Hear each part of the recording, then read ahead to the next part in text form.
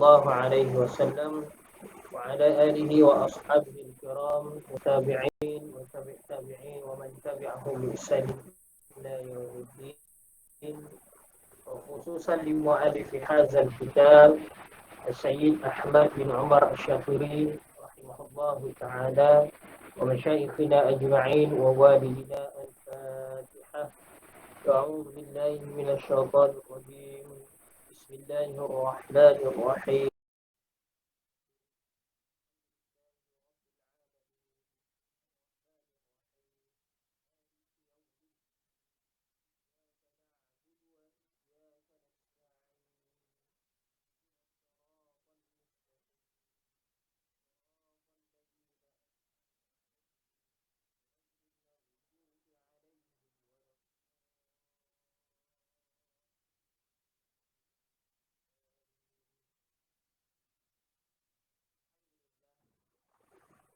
Syukur kepada Allah Subhanahu wa taala dalam kesempatan yang ada ni dapat kita bersama-sama sambung pengajian kitab kita.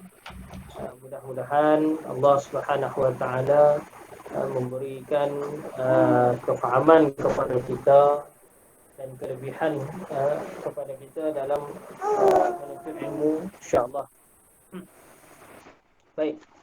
Kita sambung lagi pengajian kitab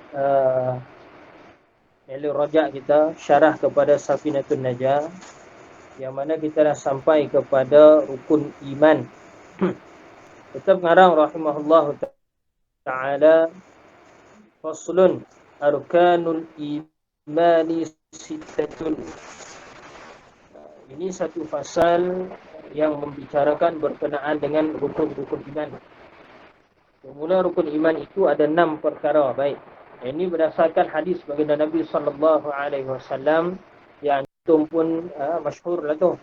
Iaitu disebut sebagai hadis Jibril. Alimni anil iman. Maka baginda Nabi sallallahu alaihi wasallam jawab, "Antu'minu billah, antu'minu billah wa malaikatihi wa kutubihi wa rusulihi wal yawmil akhir wal qadru khairihi wa syarrihi min Allah Ta'ala." Yang dimaksudkan dengan iman itu ialah beriman kepada Allah, beriman kepada malaikat, beriman kepada kitab-kitab, beriman kepada rasul-rasul, beriman kepada hari kiamat, dan beriman kepada qada dan qadar. Semuanya itu daripada Allah Subhanahu wa taala belaka semua. Baik.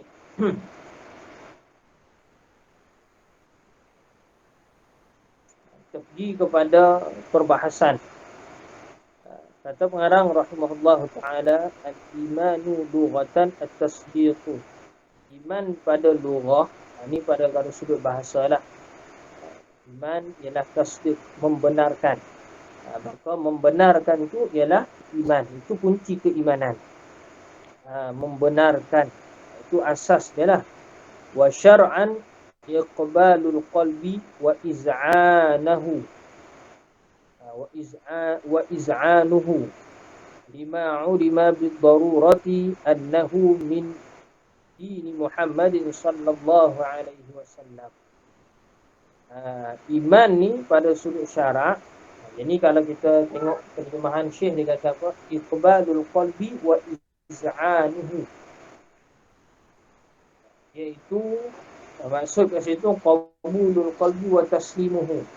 Dia menerima, penerimaan di dalam hati dan kesungguhan dalam hati kita lah untuk menerima tentang apa yang wajib kita kena ketahui dengan darurah, lima bid darurati,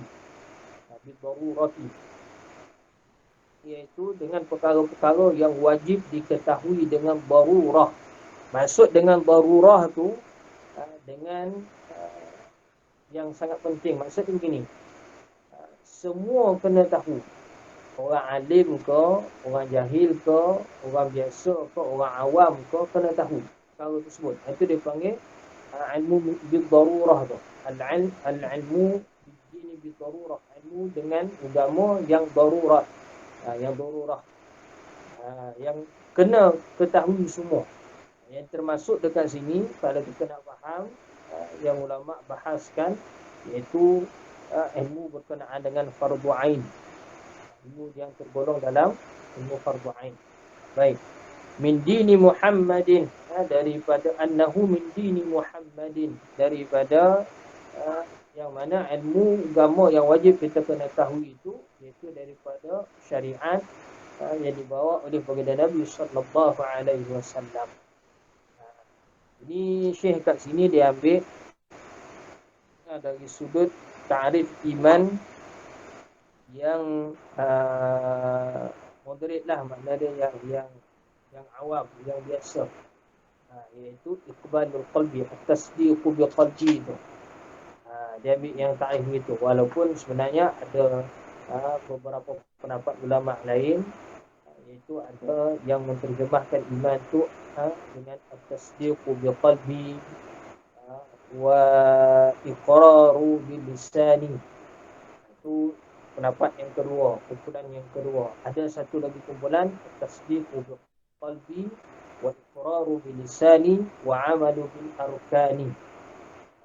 Itu kumpulan ulama yang ketiga. Tapi semua tu dia berbesar keutamaannya, iaitu pada penerimaan. At-tasdiqu bi qalbi itu first. Tapi kita tak boleh mengatakan bahawa orang itu telah masuk Islam dengan hanya sekadar percaya.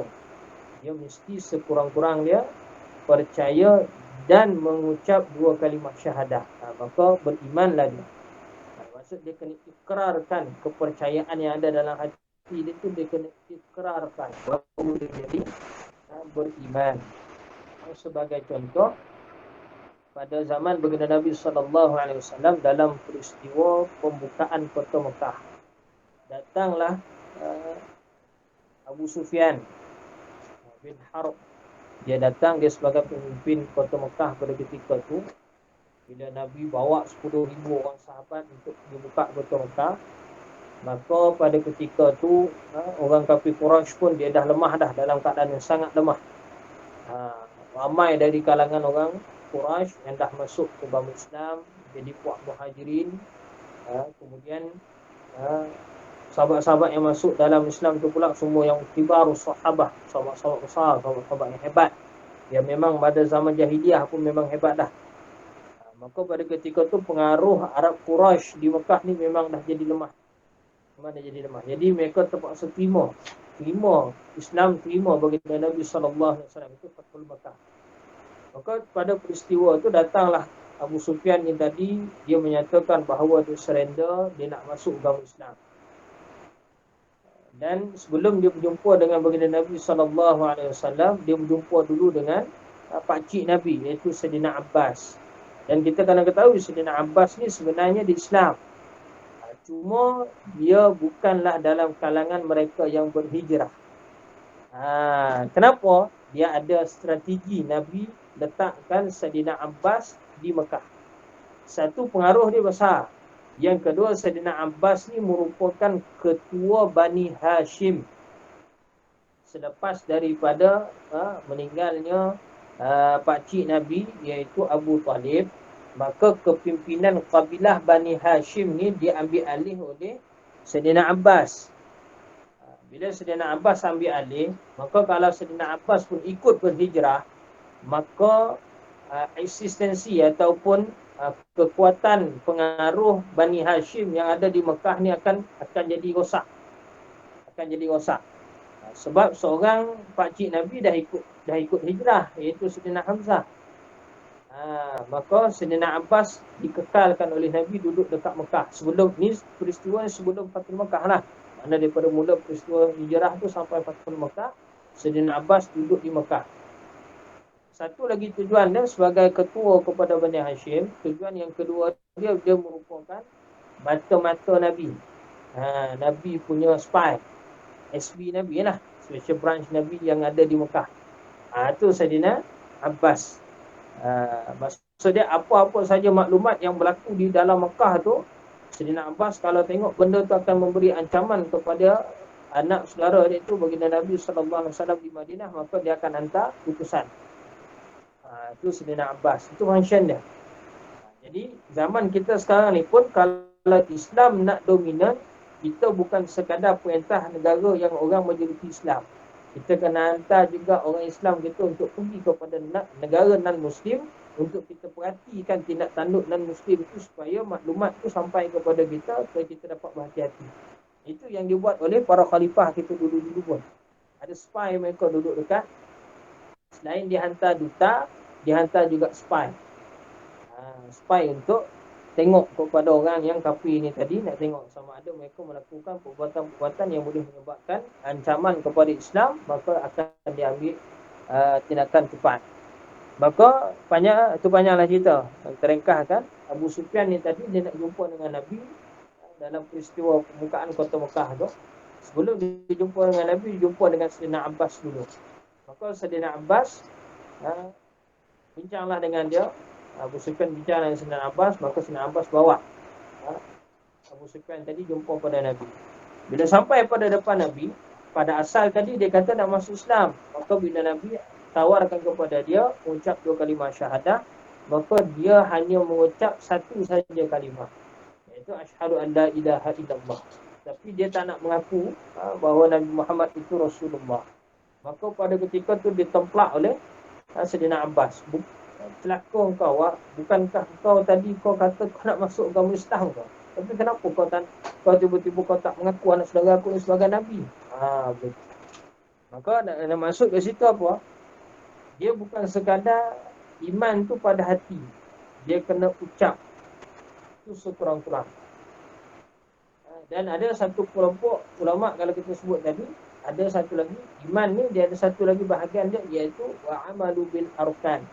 Beramal dengan rukun-rukun ataupun perkara-perkara yang disyariatkan. Baik. Di sini ada perbahasan. Jumhur ulama mengatakan jika seorang itu dia mengucap 2 kalimah syahadah, tetapi sepanjang hidup dia melakukan maksiat, maka dia mati, tapi kekal dalam keadaan bersyahadah, cuma melakukan maksiat.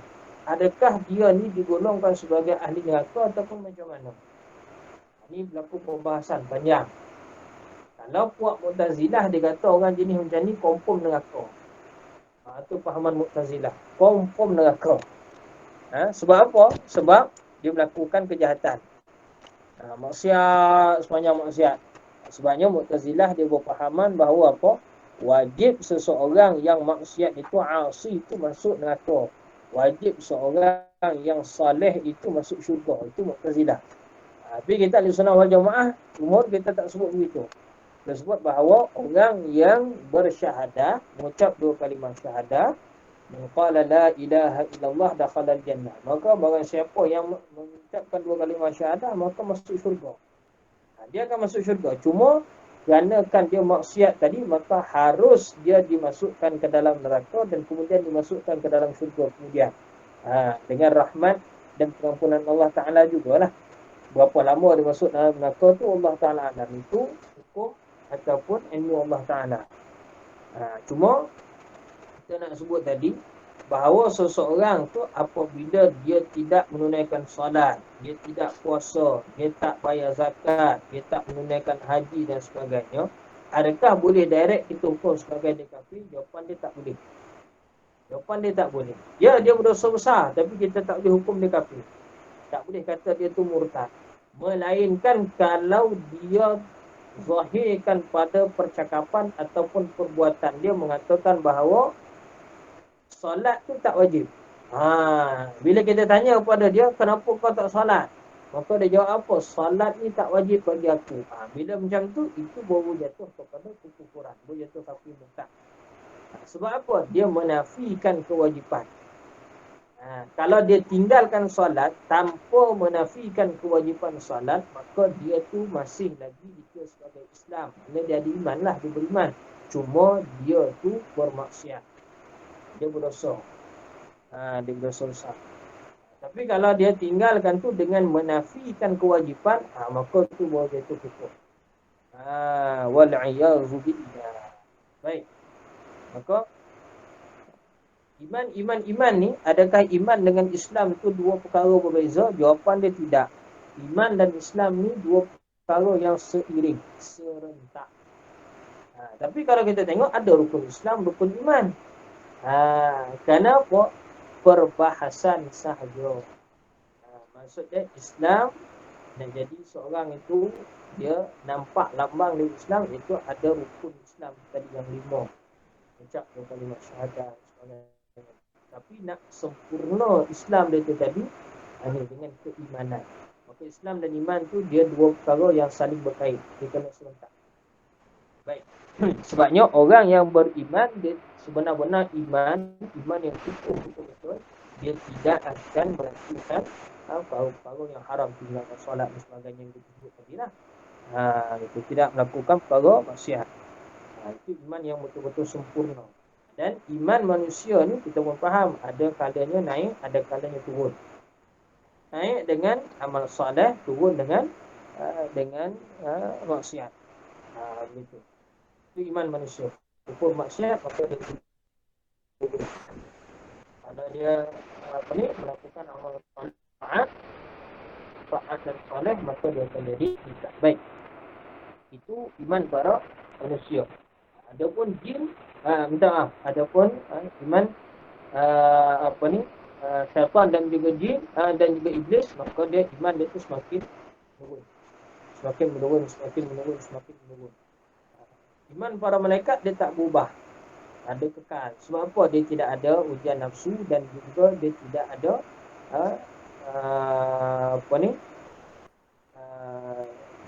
syariat yang ditetapkan pada mereka. Kalau disuruh sujud, dia tak ada perkara-perkara yang lain. Itu iman malaikat, sebab dia tak ada taklif. Dia tak ada taklif syarak macam kita lah. Dia ada taklif atas perintah Allah Ta'ala tu. Dia tak ada taklif syarak macam kita. Adanya diberikan akal, diberi nafsu, diberi ujian dan sebagainya. Itu malaikat tak diberi gitu. Baik. Al-ma'na anna al-ajza'a allati la tatahaqqu mahiyatul imani illa biha sittatu, iaitu perkara sesungguhnya juzuk-juzuk yang mana tidaklah capainya la tatahaqqu mahiyatul iman, iaitu tidak capailah puncak keimanan, maknanya tidak sempurnalah keimanan seorang itu illa biha, itu melainkan dengannya ada perkara 6, ada 6 perkara. Pertama, untuk minabillah. Untuk minabillah. Pertamanya untuk minabillah, iaitu al-ma'na anna al-awwala min arkanil imani al-imanu bi anna Allah subhanahu wa ta'ala mawjudun wa annahu wahidun fi zatihi wa sifatihi wa af'alihi la syarika lahu fil uluhiyyati وهي استحق العبادة وأنه يجب له تعالى كل كمال يليق بذاته العلية ويستحيل عليه جميع النقائص. Baik. Apa maksud beriman kepada Allah Ta'ala? Rukun iman yang pertama ialah beriman bahawa Allah Subhanahu wa Ta'ala itu wujud. Dan dia juga esa tunggal. Esa pada zatnya, esa pada sifatnya, esa pada af'alnya. Ini kita dah syarah panjang dalam Ummul Barahin yang kita dah khatam kan pada minggu lepas je kan. Kita dah bahas benda ni panjang dah.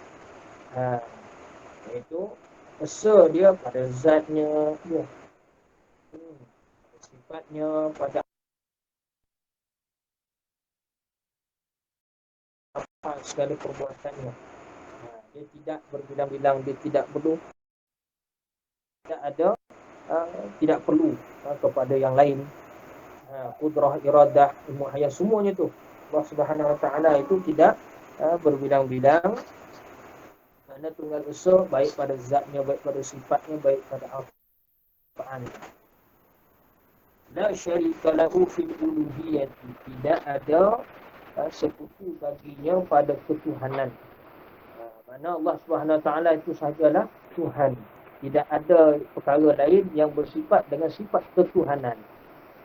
Tidak ada yang syirik, tidak ada sekutu baginya, tidak ada yang bersifat seperti mana sifatnya. Ini kita bahas pada bab istighna iftiqar sebelum ni. Wa yastahaqqul ibadah, dan kepadanya sajalah yang layak untuk kita beribadah. Ini iftiqar. Ini bab iftiqar. Wa annahu yajibu lahu ta'ala kullu kamalin yaliqu bi zatihi al-'aliyah. Dan Allah Ta'ala itu wajib kepadanya bersifat dengan segala sifat kesempurnaan yang layak bagi zatnya yang maha tinggi. Tinggi makna tinggi darjatnya. Wa yastahilu alaihi jami'un naqaisi, dan mustahillah pada Allah Ta'ala itu segala bentuk kekurangan. Baik kekurangan yang syibih-syibih sekalipun mustahil bagi Allah Subhanahu wa Ta'ala. Wa'alam annahu yajibu 'ala al-mukallafi an ya'rifa min aqaidil imani fi haqqihi ta'ala as-sifat al-wajibata lahu wal mustahilata 'alayhi wal jaiza fi haqqihi. Ini kita dah bahas. Dan ketahuilah Syekh kata kat sini, sesungguhnya wajiblah ke atas setiap mukallaf itu untuk mengetahui simpulan-simpulan iman yang mana padanya dibahaskan hak Allah Ta'ala, iaitu sifat yang wajib baginya, sifat yang mustahil atasnya, dan juga sifat yang harus padanya. Wa an yu'mina bi wujubil wajibah wa istihalatil mustahilah wa jawazil jaizah. Ini Syekh bagi kaedah dah siap. Dan beriman dengan wajibnya Allah Ta'ala itu bersifat dengan segala sifat wajib, dan mustahilnya Allah Ta'ala itu bersifat dengan segala sifat-sifat mustahil, dan haruslah dia bersifat dengan sifat-sifat yang harus. Ini kaedah kita belajar sifat wajib tu, bukan kita kata minta maaf, kita belajar sifat wajib, kita kata Allah Subhanahu Wa Taala itu bersifat dengan sifat yang wajib tersebut. Maksud Allah Taala mesti bersifat dengan sifat tersebut. Dan kita belajar sifat mustahil, bukan kita kata Allah Taala bersifat dengan sifat mustahil, tapi kita sebut bahawa sifat tersebut mustahil bagi Allah Taala. Mana Allah Taala takkan bersifat dengan sifat mustahil. Ini kita dah syarah penyaring pada sebelum ni. Wal jawaz, wal jawazil jaizah, iaitu harusnya Allah Ta'ala bersifat dengan sifat-sifat yang harus. Kalau kata dalam perbahasan Asy'ariyah, sifat harus bagi Allah Ta'ala ni satu dah, iaitu mengadakan atau tidak mengadakan sesuatu yang harus, iaitu mengadakan atau tidak mengadakan makhluk. Mengadakan atau tidak mengadakan makhluk. Okay. Tapi kalau kata dalam Maturidiyah, dia ada syarah panjang lagi lah, ada takwil, ada sebagainya. Tapi segala tu sifat harus bagi Allah Subhanahu Wa Taala. Baik. Wal wajibatu 20 sifatan. Adapun sifat wajib bagi Allah Taala itu 20. Ini kita pergi sebentar lalu lah, kita dah bahas panjang lebar kan. Al-wujudu wal-qidamu wal-baqa'u wa mukhalafatuhu lil-hawadis wa qiyamuhu bi nafsihi wal-wahdaniyatu wal-qudrah wal-iradah wal-'ilmu wal-hayatu was-sam'u wal-basaru wal-kalamu wa kaunuhu qadiran wa kaunuhu muridan wa kaunuhu 'aliman wa kaunuhu hayyan wa kaunuhu sami'an wa kaunuhu basiran wa kaunuhu mutakalliman. Itu Allah Ta'ala sifat wajib, dia bersifat ada. Sedia kada, wajib sifat sedia kada, kekal abadi selama-lamanya, berbeza dia dengan sekalian makhluknya. Dia melakukan sesuatu tanpa memerlukan kepada pertolongan dan tidak memerlukan kepada arahan atau larangan. Qiyamu bi nafsih yang kita dah bahas sebelum ni kan. Wal wahdaniyatu, dan dia tunggal esa. Wal qudrah,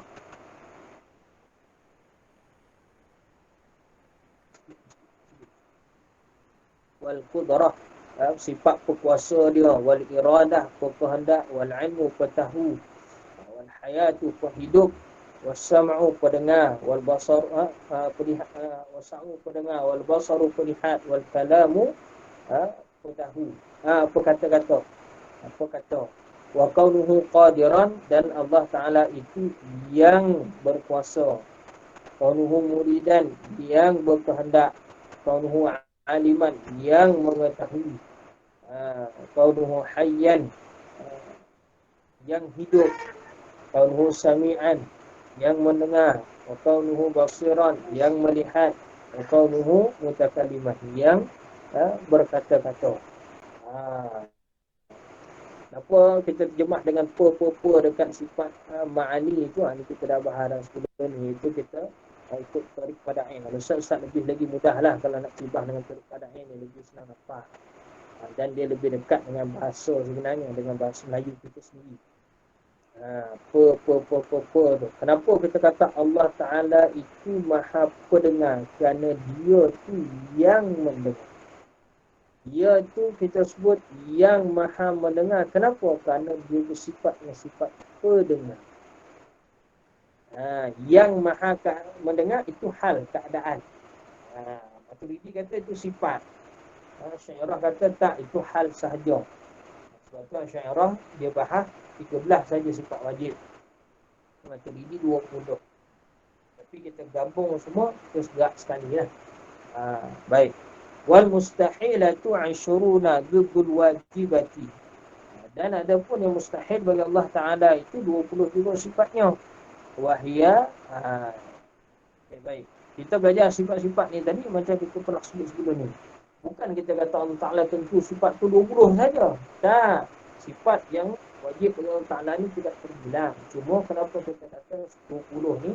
Kerana kita ambil daripada Quran dan juga hadis. Allah Ta'ala cerita tu dekat dalam Quran dan juga hadis. Nabi cerita sebut. Maka ulama dihimpunkan, dirangkumkan, dirumuskan. Betul. Sebab tu perbahasan berkenaan dengan perkara ni, dia tidaklah hanya terhad kepada 20. Sebab kita dah belajar sebelum ni dah. Dalam bab istighna, iftiqar tu bila kita bahas betul-betul lagi, dia lebih lagi daripada tu. Simpulan-simpulan iman tu, dia sampai kepada kiraan 68 simpulan iman. Termasuk dah sifat yang wajib, termasuk dah sifat yang harus, termasuk dah sifat yang mustahil. Baik. Jiddul wajibah wahiyah al-adamu, iaitu tiada, mustahil, sifat tiada. Wal hudus, baharu. Wa turu'il adami. Turu'il adami ni iaitu datang kepadanya binasa. Datang kepadanya tiada, maknanya datang kepadanya binasa. Itu lawan bagi al-baqa. Sebab tu ada sebahagian dia dia sifat yang mustahil, maknanya sifat lawan bagi al-baqa iaitu kekal. Ada sebagian ulama dia menggunakan istilah al-fana. Sebahagian menggunakan istilah turu'ul adami. Cuma kalau di sudut bahasa, turu'ul adami itu lebih kuat lagi. Turu'ul adami itu lebih kuat lagi. Kenapa? Kerana turu'ul adami ini dia datangnya binasa tu dengan disebabkan sesuatu. Adapun fana kadang-kadang dia tak perlu pada sebab musabab. Fana ni dia tak perlu pada sebab musabab pun. Keadaan sesuatu. Tapi itu dia lebih gitulah. Tapi kedua-dua tu kalau kita nak pergi pada terjemahan yang lebih mendalam lagi, memang kita akan nampak perbezaan lah. Cuma pada secara umumnya fana dan juga turu'ul adam sama yang maksud dia binasa. Wal mumasalatu lil hawadis, sama dia dengan yang baharu, itu mustahil. Wa adamul qiyam bi nafsih, ataupun qiyamuhu bi ghairihi, dengan yang lain. Wa adamul wahdaniyah, ataupun ta'addud, samalah tu. Ta'addud. Wal ajzu an ayyi mumkinin, dan lemah.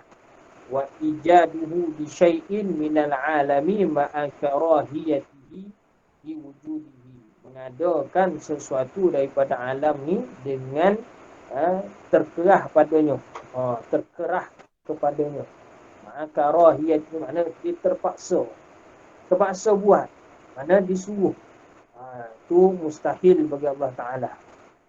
Mustahil. Kerana dia melakukan sesuatu dengan iradahnya.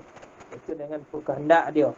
Dengan kehendak dia sendiri. Dia tidak melakukan satu perkara itu dengan kerana suruh ataupun kerana larangan seseorang ataupun yang lain. Itu mustahil. Wal jahlu dan bodoh. Wal mautu dan mati. Was samamu. Samam ni pekak. Samam pekak dia. Mati. Dia betul apa? Tu faham. Okay.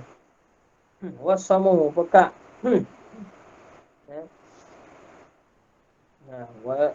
Wal ama itu buta. Wal bakamu bisu. Wa kaunuhu ajlan dan seterusnya lah sampailah kaunuhu abkama. Itu semuanya itu sifat yang mustahil bagi Allah Subhanahu wa taala. Wal jaizatu wahidatun wa hiya fi'lu kulli mumkinin aw tarkuhu. Itu mengadakan atau tidak mengadakan sesuatu yang mungkin. Mencipta ataupun tidak menciptakan makhluk. Itu perkara yang harus, itu sifat harus bagi Allah Ta'ala. Wal wajibu huna ma la yutasawwaru fil aqli adamuhu. Saya bagi terjemah lagi. Apa yang dimaksudkan dengan sifat wajib bagi Allah Ta'ala? Ni diambil daripada Matan Sanusi juga ni. Matan Akidah Sanusiyah. Wajib itu apa dia? Ma la yutasawwaru fil aqli adamuhu. Sesuatu yang tidak tergambar pada akal tentang ketiadaannya. Maksudnya apa? Mesti ada. Itu dipanggil wajib. Wal mustahilu ma la yatasawwaru fil aqli wujuduhu. Dan adapun mustahil ialah sesuatu perkara yang tidak tergambar pada akal tentang kewujudannya. Maksudnya apa? Mesti tiada. Wal jaizu ma yatasawwaru fil aqli wujuduhu wa adamuhu. Dan adapun harus ialah yang tergambar pada akal. Ada pun boleh, tak ada pun boleh. Betul. Itu dipanggil perkara harus. Baik. Sampai ke situ. Ada soalan?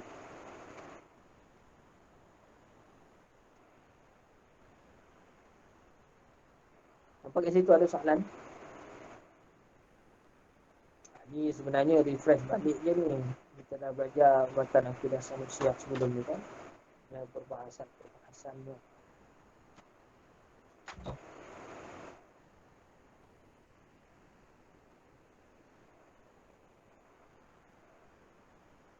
Ada apa-apa soalan dulu ke?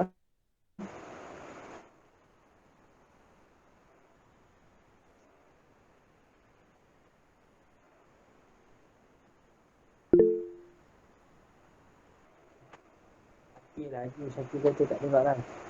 Tak apa, bagus okey.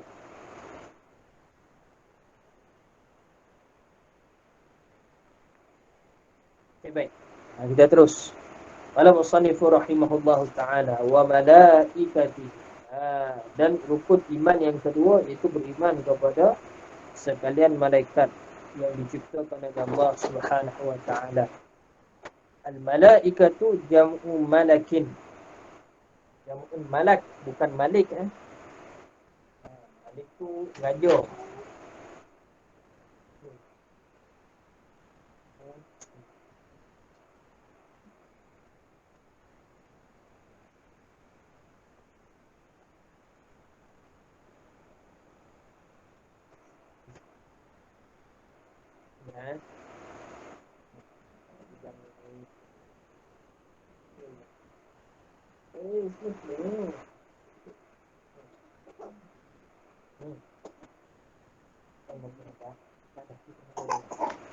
Okey.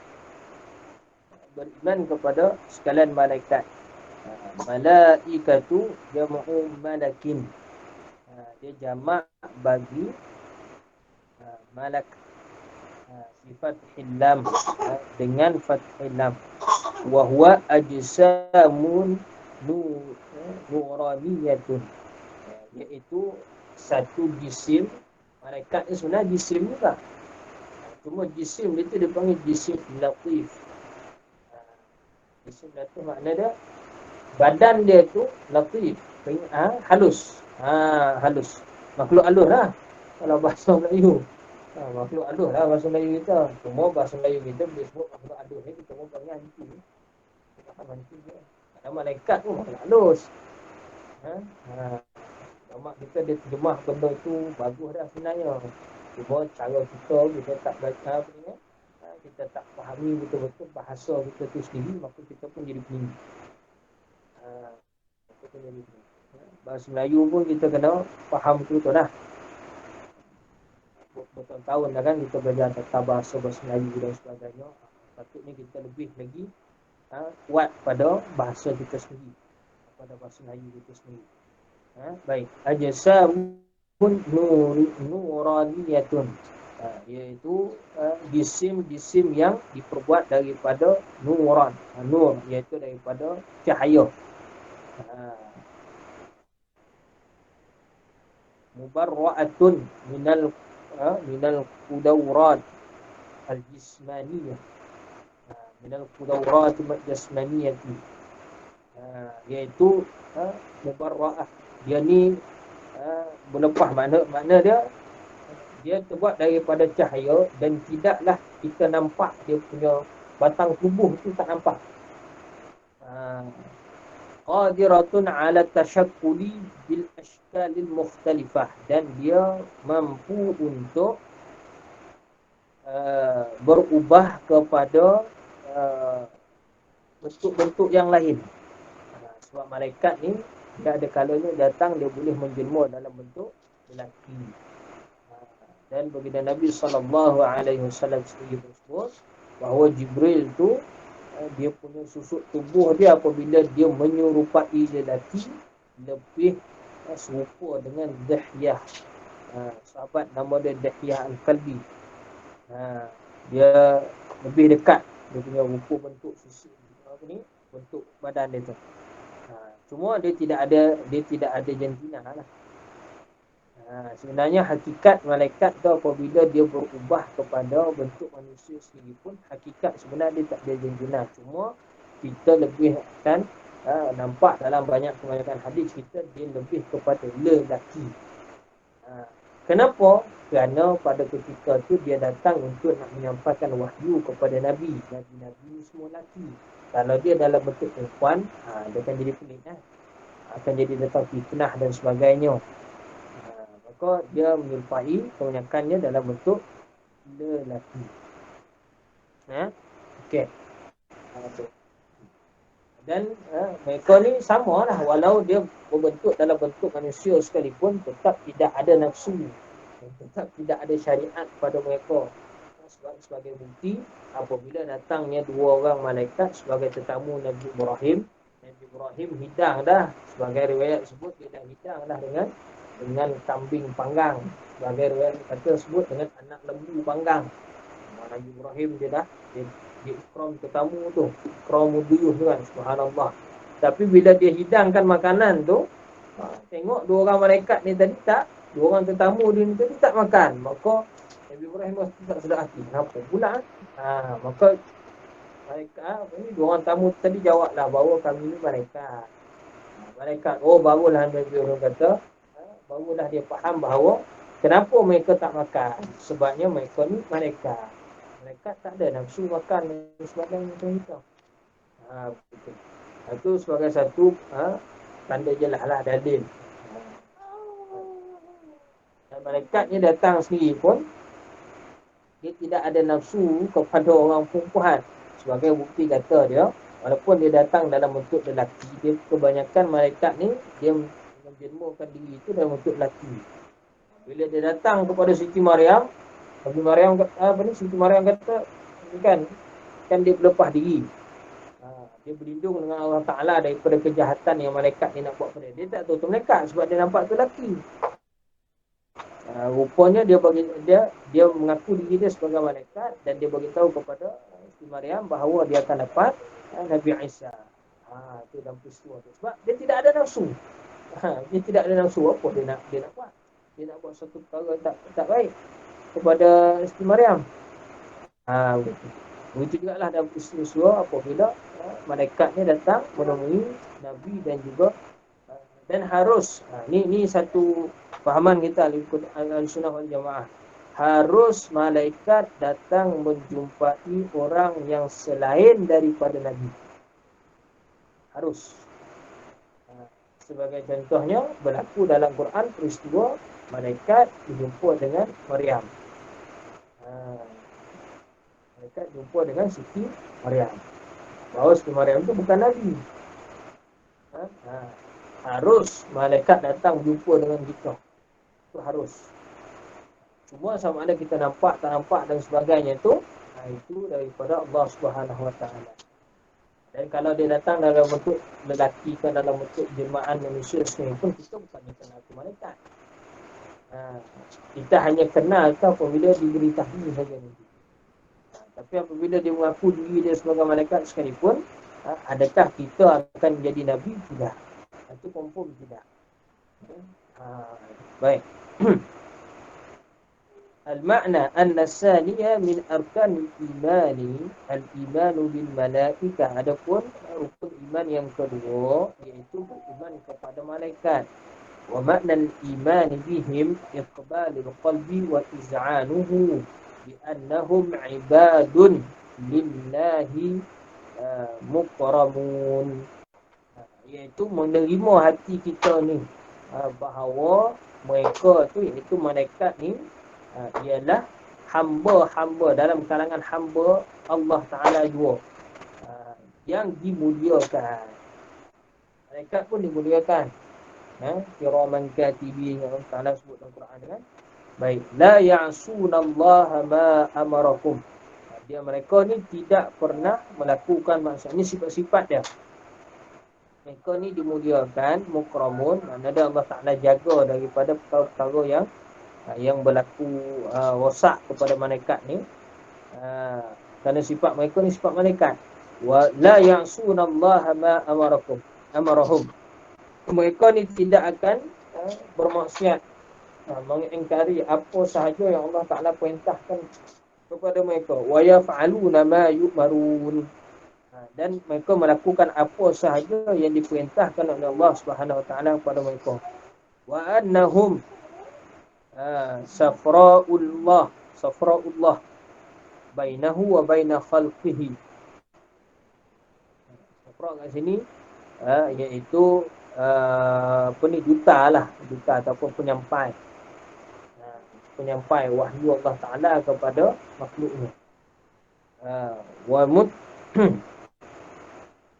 mutasarrifuna fihim kama azina. Dan mereka ni melakukan apa sahaja kepada kita ni seperti mana yang diizinkan oleh Allah Ta'ala. Iaitu kalau kata kita dicabut nyawa, Allah Ta'ala yang mengizinkan nyawa itu dicabut.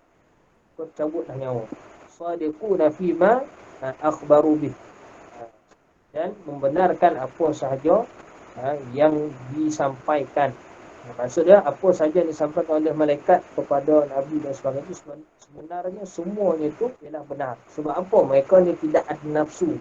Jadi bila tidak ada nafsu, dia takkan ubah-ubah. Apa sahaja yang Allah Ta'ala wahyukan tu dia takkan ubah-ubah. Yang jadi ubah-ubah ni apabila ada nafsu. Sebab tu manusia ni suka ubah-ubah. Sebab apa? Sebab ada nafsu. Wa annahum balighuna minal kasrati ma la ya'lamuhu illa Allah Ta'ala. Dan mereka ni menyampaikan perkara-perkara yang ghaib lah. Masuk ke situ. Mereka ni menyampaikan berita-berita ghaib. Ma la ya'lamuhu illa Allah Ta'ala. Itu perkara yang tidaklah diketahui melainkan hanya Allah Ta'ala saja yang tahu. Mana perkara ghaib lah. Malaikat ni dia menyampaikan kepada kita perkara ghaib. Dan mereka sendiri pun tak tahu pun sebenarnya perkara ghaib tu. Melainkan Allah Ta'ala memberitahu kepada mereka. Kita sampaikan kepada kita. Wa yajibul imanu tafsilan bi'asyaratin minal malaikati. Dan wajib dah untuk kita beriman secara tafsil. Yang di atas tadi tu sebut secara ijmal, secara umum, keseluruhan malaikat semua. Tak tahulah berapa jumlah yang sebenar malaikat ni kita tak tahu. Cuma kita disuruh untuk beriman kepada sekalian malaikat yang ada secara ijmal. Kerana mereka ni salah satu daripada makhluk Allah Subhanahu Wa Taala yang dimuliakan. Baik.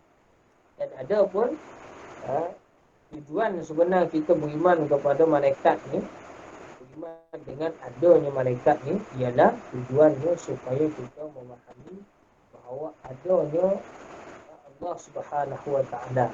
Dia berhak untuk menciptakan apa sahaja yang dikehendaki, dan dia juga berhak untuk tidak menciptakan apa sahaja yang dikehendaki. Dan tujuan dengan malaikat tersebut banyak. Sebab tu kita disuruh untuk beriman kepada malaikat kerana kebaikan dia sangat banyak. Kita ingat kepada perkara berkenaan dengan kematian, ingat berkenaan dengan perkara yang senang cerita dia menyebabkan kita ingat kepada Allah Ta'ala lah.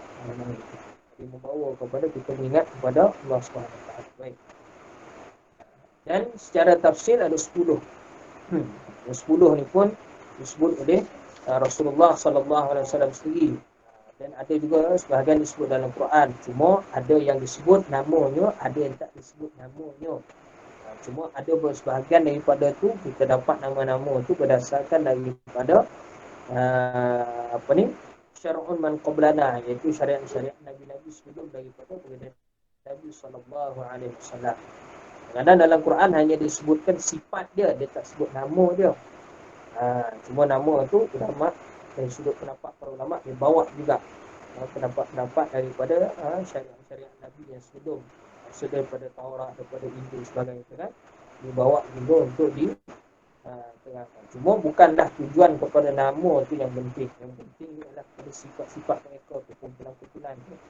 Cuma di sini dia ada dua khilaf ulama dekat mana adakah apabila disebut nama salah satu daripada 10 ni tadi, dia menunjukkan bahawa hanya 10 orang, maknanya dia satu. Contoh Jibril tu satu saja Jibril ke, ataupun Jibril tu sebenarnya ramai.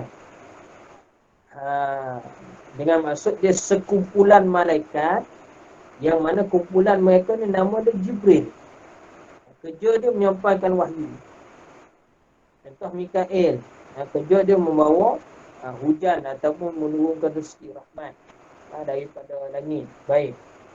Adakah mereka ni sekumpulan malaikat yang dinamakan Mikail, ataupun satu malaikat yang nama dia Mikail yang buat untuk semua kerja berkaitan dengan turun rezeki ni tadi?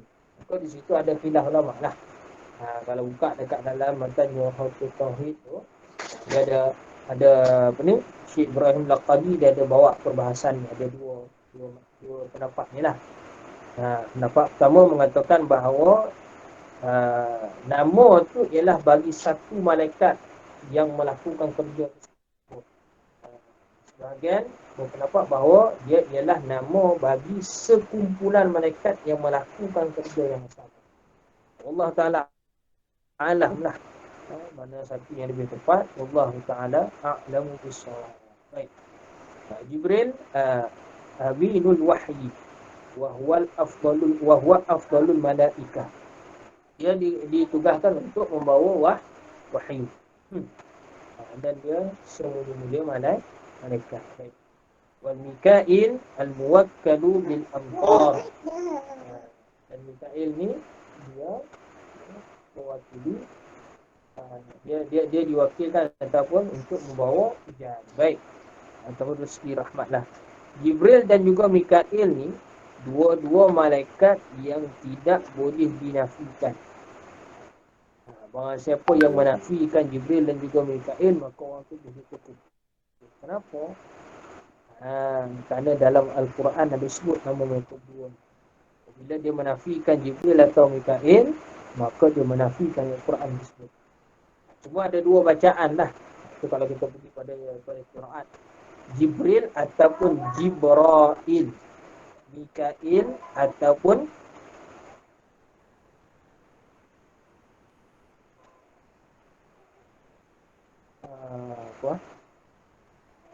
bukan Mikail, apa? Anda ambil Quran juga Cuma ayat dia tu ayat surah mana yang ada berkenaan dengan Jibril dan Mikail itu ada lupa. Sekejap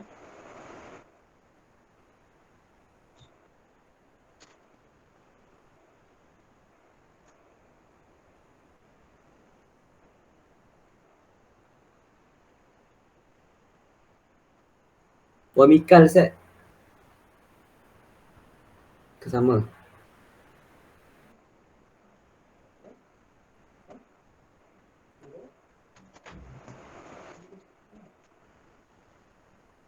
Surah mana? Kalau dalam surah Al-Baqarah ayat 1 tu dia sebut Jibril wa Mikal. Mikail kan? Mikal. Ayat berapa? Ayat berapa dia? Ayat 98. Ah.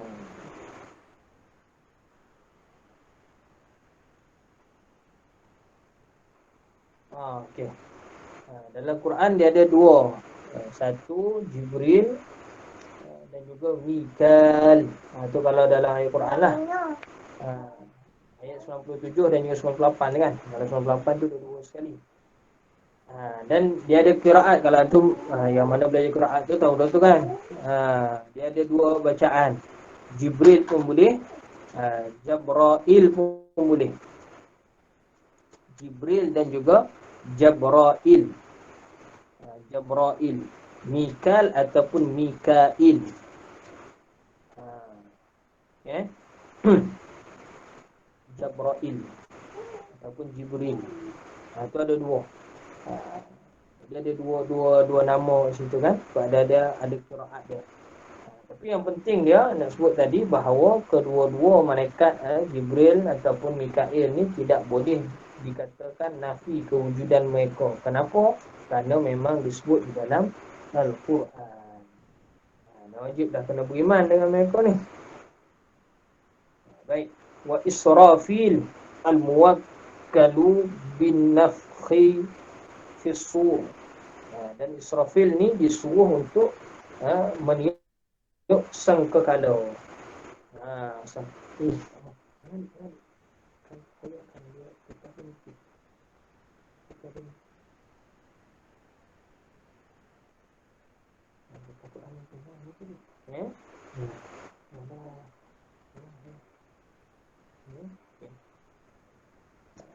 Israfil ni iaitu di apa ni? Di waktu Allahu Akbar.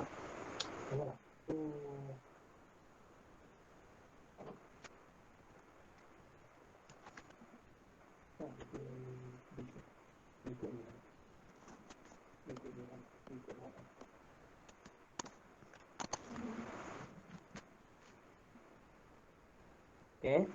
Israfil yang diwakilkan untuk meniup sangkakala. Dan tiupan sangkakala ni dia ada pertama dan juga ada yang kedua.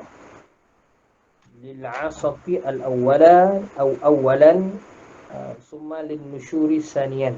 Dia ada dua tiupan. Pertama tiupan yang menghancurkan dan tiupan kedua tiupan yang membangkitkan.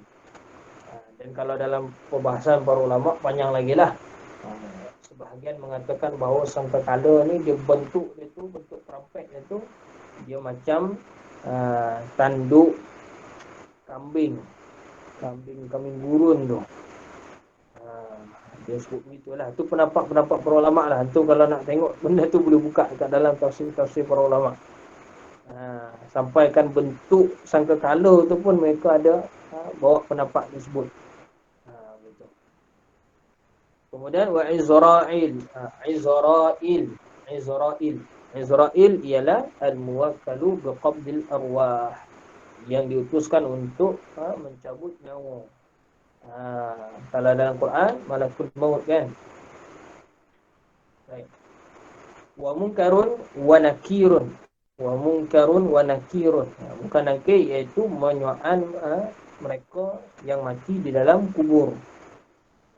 Dan ada perbahasan ulama, mungkar ni soal, nakir ni tukang ketuk.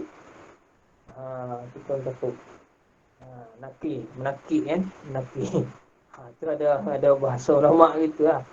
Sebab tu ada beberapa orang baba lah yang sebut bahawa perkataan menakir itu sebenarnya mari daripada nakir. Tu malaikat nakir tu. Kerja dia meretuk, memukul. Okay? Waraqib wa atid. Raqib atid iaitu menulis kebaikan dan juga kejahatan. Waridwan khazinul jannah, iaitu penjaga syurga, dan juga wa malikun iaitu penjaga neraka. Itu nama-nama dia lah. Kalau nak tengok lagi malaikat-malaikat yang lain, antara malaikat-malaikat yang tidak boleh dinafikan lagi ialah malaikat hamdul arash. Malaikat hamdul arash itu tidak boleh dinafikan sebab ada sebut dalam Quran. Itu antaranya lah. Baik.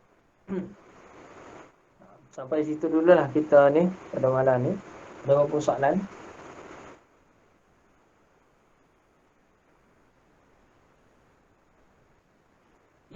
Ustaz, saya Silakan. Saya ada dua persoalan. Yang pertama yang berkenaan dengan malaikat Harut wa Marut. Kan dalam Al-Quran ada ceritakan tentang Harut wa Marut. Sebab saya ada dengarlah bahawa kata bahawa malaikat Harut dan Marut ni last dia jadi orang kata dia melakukan maksiat lah kepada Allah Ta'ala. Kata dia tidak dinaikkan, kena dia kekal lah dekat bumi. Akhirnya ada cerita lah yang mengatakan bahawa macam tu sebab dia mengajar sihir dan sebagainya kan. So kini saya nak penjelasan lah berkenaan dengan yang malaikat Harut dan Marut ni. Sebenarnya sebab dalam ayat Quran pun dia ada mengatakan bahawa malaikat Harut dan Marut ni mengajarkan sihir kan kepada manusia. So boleh Ustaz beri penjelasan berkenaan dengan malaikat Harut dan Marut ni. Kemudian soalan yang kedua, keluar sikitlah daripada tajuk yang tajuk. Saya nak tanya berkenaan dengan kata apa pandangan Ustaz berkenaan dengan kitab Tajul Muluk. Sebab kitab perbahasan berkenaan kitab Tajul Muluk ni kata menjadi isu hangatlah dalam masyarakat kita pada hari ini. Okey, itu je lah soalan. Dengan Tajul Muluk ni. Macam mana Ustaz? Apa yang Wan dengar berkenaan dengan Tajul Muluk tu, cerita sikit. Apa yang Wan dapat? Sebab kalau tengok dalam kata media sosial dan sebagainya, kini ada dua pendapat lah.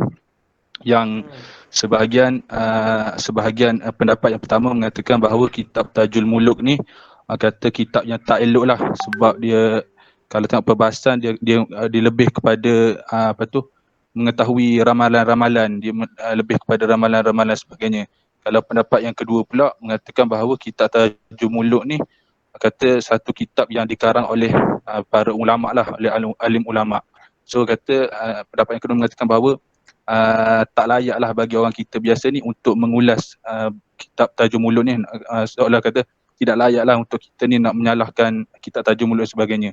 So kata apa yang bagaimana pandangan Ustaz lah berkenaan dengan kitab Tajul Muluk ni? Pertama berkenaan dengan sihir malaikat Harut Marut. Kalau kita tengok dalam Quran, Allah SWT firman dengan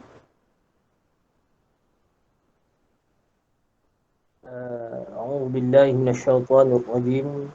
Wattaba'u ma tatlu asyayatin 'ala mulki Sulaiman wa ma kafara Sulaiman walakinna asyayatin kafaru yu'allimuna an-nasa as-sihr وما أنزل على الملكين ببابل هاروت وماروت وما يعلمان من أحد حتى يقولا إنما نحن فتنة فلا تكفر فيتعلمون منهما ما يفرقون به بين المرء وزوجه إلى آخر آية. صدق الله العظيم. Baik. Terlihat dan Allah Subhanahu Wa Taala suruh kita melihat apa yang dibacakan oleh syaitan, apa yang disebut oleh syaitan pada zaman ataupun pada kerajaan Sulaiman. Sesungguhnya Nabi Sulaiman ni bukanlah orang yang kafir. Tetapi yang kafir sebenarnya ialah syaitan. Dia mengajarkan kepada manusia tu sihir.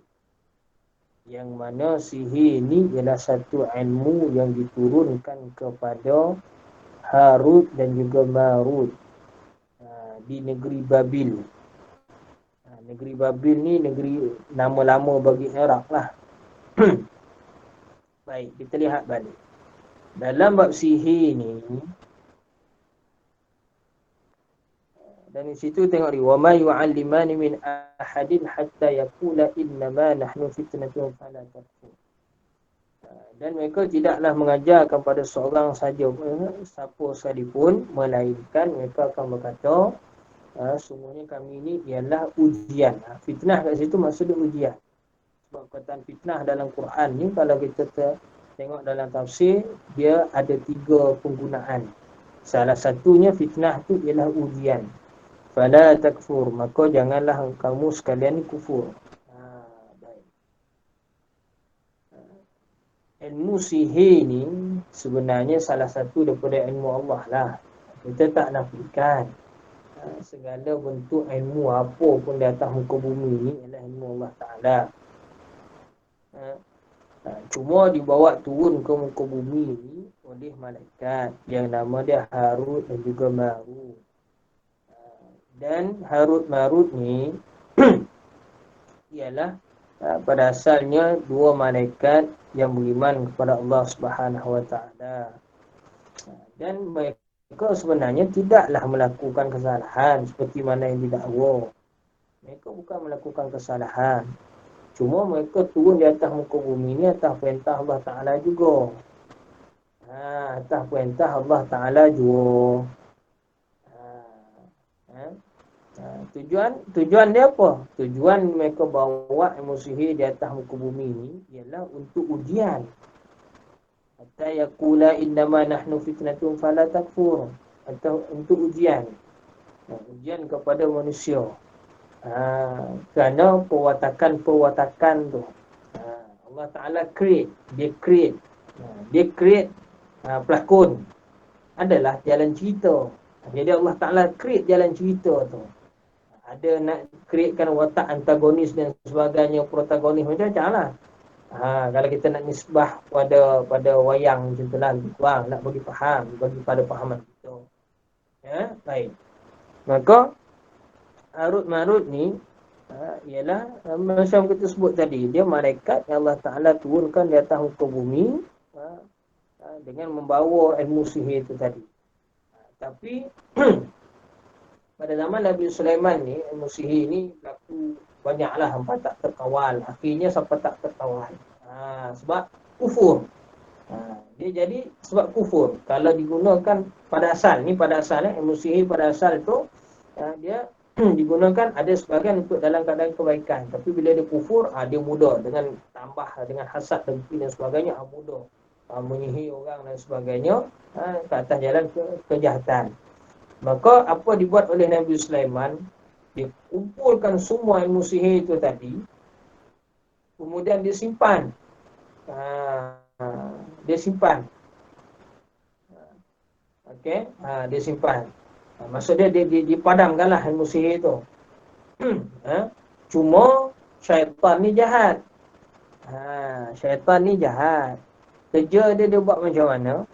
Kerja dia kata, ni jahat syaitan ni. Syaitan ni dia tulis balik semula ilmu sihir tu, dibukukan ilmu sihir tu. Kemudian buku ilmu sihir tu tadi dia letak di bawah singgasana Nabi Sulaiman. Dia letak bawah singgasana Nabi Sulaiman. Dia sembunyikan kat bawah tu. Bila Nabi Sulaiman kan wafat, apabila dia pegang tongkat dia tu dimakan oleh anak-anak, jatuh dia. Barulah sekalian hamba rakyat pada ketika tahu bahawa Nabi Sulaiman dah wafat rupanya. Nabi Sulaiman ni sebenarnya dah wafat, tapi kita tak tahu. Bila dia wafat, maka syaitan ni dia ambil alih. Siap, iblis ni dia ambil alih. Apa dia buat? Tuan-tuan semua nak tahu tak? Kenapa Nabi Sulaiman ni dia hebat sangat, boleh kuasai keseluruhan kita. Angin, jin, manusia, haiwan, sebagainya semua dia boleh perintah. Kenapa? Kerana dia pakai sihir. Nampak? Ni Iblis dia mula nak sesatkan balik semula manusia setelah daripada kewafatan Nabi Sulaiman. Jadi semua orang tak percayalah asal dia. Tapi dia kata sebenarnya ya, tak percaya, cuba kamu pergi gali bawah singgasana Sulaiman tu, kamu akan jumpa. Itulah rujukan Sulaiman yang menyatakan bahawa kita ni boleh dikawal oleh dia dengan sebab rujukan tersebut. Apa dia tu? Ialah kitab sihir. Tapi bukanlah kitab sihir yang baik. Dia telah digubah-gubah, diolah-olah dan sebagainya, menjadikan benda tu ialah pemujaan iblis dan juga syaitan sebenarnya. Itu sejarah sihir tu. Maka Harut-Marut ni dia bukanlah malaikat yang melakukan dosa, tetapi dia ialah kalangan malaikat yang Allah Ta'ala utuhkan di atas muka bumi sebagai ujian kepada kita umat manusia. Dan dibawa satu jenis ilmu yang namanya ilmu sihir. Yang namanya ilmu sihir. Cuma kita kena ingat, wa ma hum bidarrina bihi min ahadin illa biiznillah. Tidaklah boleh memberikan mudarat dengan sihir tersebut ke atas sesiapa saja pun melainkan dengan izin Allah Ta'ala jua. Itu kita kena ingat. Baik. Wa yata'allamuna ma yadurruhum wa la yanfa'uhum. Dan mereka mempelajari perkara yang memberi mudarat kepada mereka yang bukan memberi manfaat. Baik. Itu berkenaan dengan Harut-Marut. Kemudian satu lagi bab Tajul Muluk. Macam ni. Kitab Tajul Muluk ni, tujuan kita nak belajar kitab Tajul Muluk ialah kalau nak jadi pemerintah. Orang awam semua nak belajar bab Tajul Muluk, masalah lah. Dan satu lagi, pengajian berkenaan dengan bab Tajul Muluk ni, dia ilmu fardu kifayah, dia bukan ilmu fardu ain. Sebab tu barang siapa yang dia ni sendiri pun tak lepas lagi bab fardu ain, bila dia pergi belajar bab Tajul Muluk, tu yang jadi macam-macam perkara tu. Kemudian akhirnya kitab tu sendiri terfitnah. Itu masalah.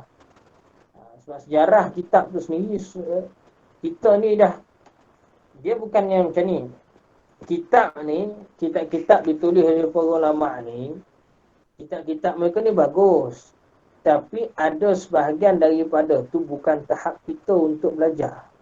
Dan bukan kesesuaian pada kita.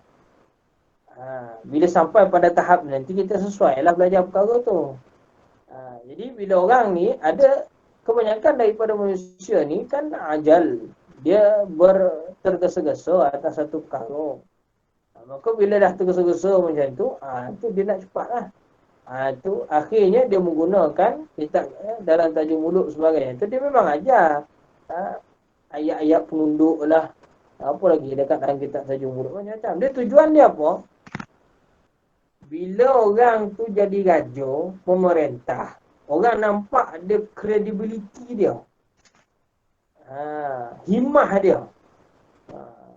Daulat dia kalau bahasa Melayu kita lah. Daulat raja tu. Nampak kepada dia, zahir betul. Dia boleh kawal seluruh hamba rakyat yang ada di bawah dia dan sebagainya tu kan. Itu panduan sebenarnya, panduan bagi raja-raja, panduan bagi anak raja. Nak menyediakan anak raja ni jadi bila dia merintah nanti dia boleh perintah orang, dia jadi hebat. Jadi ulama' dia karang kitab tu, mensifatkan sifat raja mesti macam ni, mesti macam ni, pemimpin ni mesti macam ni, mesti macam ni, mesti macam ni. Salah ke kitab tu? Tak salah sebenarnya. Karya-karya yang spesial macam Tajul Muluk tu memang ada. Contohnya orang Cina pun ada karya berkenaan dengan sifat-sifat raja-raja dinasti mereka, ada. Dia buat selibah lagi. Orang Arab sendiri pun ada kerajaan-kerajaan dekat apa ni, dekat belah Timur Tengah dan sebagainya dulu memang ada. belah-belah Eropah sekalipun. Dia ada bukan sekadar dia teori pada kitab, dia praktikalkan. Kalau kau nak jadi seorang pemimpin, nak jadi seorang, lepas ni nanti kau ni putera mahkota. Lepas tu nanti kau akan jadi gajah bila aku mati. Maka kau kena train sekian. Kerajaan Osmaniyah sekalipun ada sistem tu, dipanggil sistem. Sistem nak seorang anak raja ni tadi, panggil apa ni kan? Apa ni?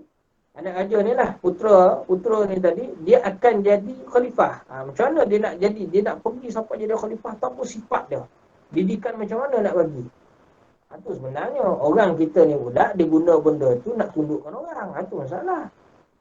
Guna salah cara. Dia nak kuasai macam-macam lah. Dia guna dengan hawa nafsu. Akhirnya terfitnahlah kitab tu. Malah pula masuk pula fahaman. Ini ayat ni, ini Nabi tak nak ajar pun baca macam ni. Payah. Sebab banyak bacaan-bacaan dalam kitab Tajul Muluk tu dia berdasarkan tajribat. Tajribat ni makna pengalaman ulama tu sendiri. Beramal dengan ayat tersebut mengkhasiatkan dengan khasiat tertentu yang pada pengalaman dia. Sama juga dalam bab ruqyah, ayat Quran dan sebagainya kan. Kalau kita belajar bab perubatan Islam, kita baca tak jadi, orang baca jadi, sudah. Padahal menuntut daripada tuan guru yang sama. Kita baca jin tak keluar, malah jin tu tergelak lagi kat kita. Hantu tu contoh. Orang ni baca itu keluar dah. Takut dah jin tu terbakar habis dah. Kita baca ayat yang sama, dengan bacaan yang sama, dengan tajuk yang sama, tapi tak jadi. Kenapa? Itu sebabnya doa-doa ayat Quran sebagainya itu tajribat. Makna dia, kita nak amal harus, tak amal pun tak ada masalah.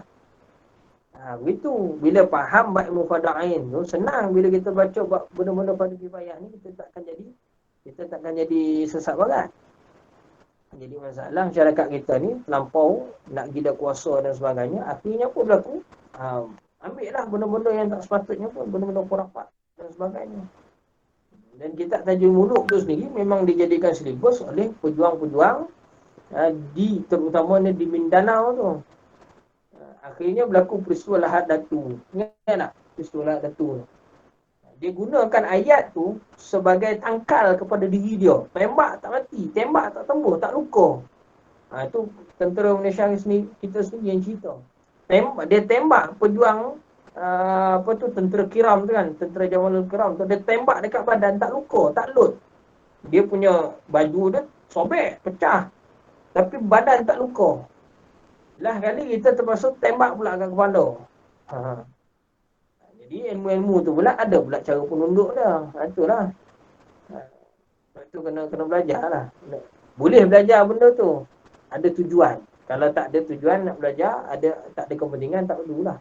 Contoh kalau memang betul kita belajar jadi tentera, kita belajarlah. Belajarlah kitab-kitab para ulama' dan sebagainya dulu-dulu pun yang cerita berkenaan dengan ilmu kebal besi, kebal peluru tu memang ada. Cumanya ada keperluan ke kita nak belajar benda tu? Kita duk menuntut ilmu syariah ni pun tak settle lagi. tak ada keperluan. Lainlah kalau jadi tentera. Kena amal zikir-zikir ni dan sebagainya, okey, maka dia akan hasil khasiat sekian. Dan memang terbukti pun benda tu berlaku. Sebagai contohnya, pejuang-pejuang mujahidin. Antaranya di Chechnya. Kalau kita tengok di Chechnya. Chechnya, Shishan kan kalau nama Arab. Chechnya, mereka ni berperang dengan Rusia tu berpuluh-puluh tahun. Dan Rusia sampai rata, ganap. Bandar mereka tu ganap. Gosni dan sebagainya tu ganap sebenarnya, hancur. Tapi akhirnya mereka boleh menang. Bayangkan, orang Chechnya tu perang boleh menang. Afghanistan, jangan kita tengok sekarang kan, Afghanistan. Berpuluh-puluh tahun, beratus-ratus tahun mereka ni berperang, tapi tak dijajah pun. Berperang tapi tak dijajah. Mereka tak dijajah. Hanya secara macam konsep saja mereka ni macam nampak dijajah. Sebenarnya tak dijajah. Hakikat sebenar rakyat mereka tidak pernah dijajah. Tentera duduk sana sampai 20 tahun. Contoh mereka baru ni kan duduk dekat Afghanistan. 20 tahun duduk di situ. Tak dapat nak kuasai Afghanistan tu. Maknanya tak semua rakyat dia tunduk bawah tu. Begitulah. Kita nak kata contoh, orang-orang Melayu kita dulu pun macam tu juga. Mereka berperang. Orang tutur Melayu kita dulu. Dan ilmu-ilmu rahsia orang Melayu kita dulu, zaman kita, orang kita dah sangat-sangat tak belajar lah benda tu. Sebab bukan zaman kita duk perang benda tu. Perang fizikal ni. Kita zaman kita sekarang ni perang mental. Perang ideologi. Perang kepahaman, perang keilmuan. Ghazwatul Fikri. Itu zaman kita sekarang. Dulu Ghazwatul Fikri wal jasadi. Memang mereka kena siapkan jasad. Badan pun kena tah dan sebagainya. Ilmu-ilmu dan sebagainya. Gitu. Tengok keperluan lah. Cuma ada orang dia belajar tu sekadar memang dia nak tunjuk dia hebat dan sebagainya. Dah jadi salah lah. Tujuan belajar tu pun salah. Padahal ilmu tu manfaat. Tapi bila dia buat macam tu, dia jadi salah dah lah. Dia terikut dengan syaitan. Allah Ta'ala alam. Panjang pula waktu. Okey, kawan tu buat tajuk mulut tu. Okey, boleh. Faham Ustaz. Terima kasih Ustaz atas penjelasan. Sama-sama. Okey, yang lain ada ke? Kita satu kitab je ni. Kitab Mubarahim kita khatam dah.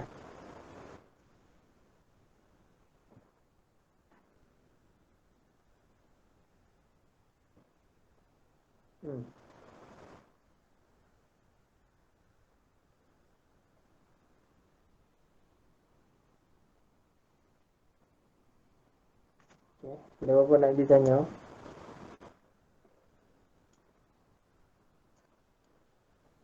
Assalamualaikum Ustaz. Assalamualaikum. Ya. Saya tanya luar kitab boleh Ustaz? Boleh. Sila. Sekadar yang boleh jawab. Baik Ustaz. Saya tanya dalam kitab Bisyujah Ustaz, bab suluh. Saya tak faham yang apa? Taqdimul bab fi darbil mushtarak Ustaz. Saya kurang faham. Bab apa? Bab suluh Ustaz. Damaian. Kitab tajuk apa ni? Kahwin. Suluh muamalat Ustaz. Muamalat. Okey, dia sebut apa? Macam mana matan dia? Wa yajuzu taqdimul babi fi darbil mushtarak wa la yajuzu ta'khiruhu illa bi idzni syuraka. Yang kalau yang sebelum tu di matan yang cerita pasal Raushan Ustaz. Boleh untuk tambah Raushan kat jalan yang umum. Dan tak boleh tambah Raushan kalau jalan yang berkongsi. Cuma yang bab pintu ni Ustaz. Saya tak faham maksud taqdim bab dengan takhir bab. Anak kata saya mak balik tak dapat nak cam. Nanti saya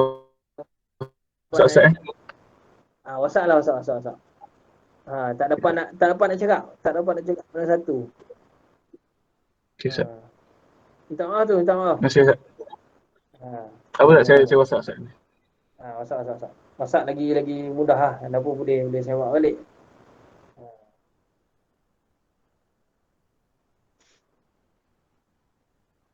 Okey, ada yang lain?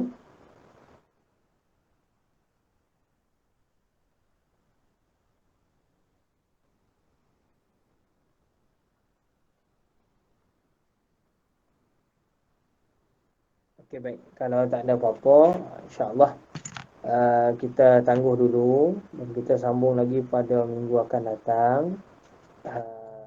Mohon maaflah tanya kata kasar bahasa kalau ada apa-apa perkara yang teguri hati dan sebagainya kan. Jadi insya-Allah ada rezeki pertemuan akan datang kita jumpa lagi, kita sambung lagi lah kita. Ni lebih pada ni saja lagi ni. Dekat dalam matan Safinatul Najah syarah Nailul Rajah ni kita baru asas dia lagi, baru pada pangkal lagi, belum masuk dia pada huruf akidah saja lagi ni. Dia belum masuk pada huruf fiqh lagi. InsyaAllah akan datang kita akan cubalah cepat sangat pun tak boleh, nak pergi terlampau perlahan tak boleh. Jadi kita sederhana lah. Bismillahirrahmanirrahim. Rabbana anfa'na bima 'allamtana, Rabbana 'allimna alladhi yanfa'una, Rabbana faqihna faqih lana wa qarabati lana fi dinina, Allahumma faqihna fid din wa 'allimna ta'wila, wahdina siratal mustaqim, siratal ladzina an'amta 'alaihim ghairil maghdubi 'alaihim siddiqin wa syuhada was-salihin wa hasuna ulaika rafiqa ya arhamar rahimin. Sallallahu ala sayyidina Muhammad wa ala alihi wa sahbihi wa baraka wa sallam. Alhamdulillahi rabbil alamin. Amin ya rabbal alamin. Assalamualaikum warahmatullahi taala wabarakatuh. Sebanyak Ustaz.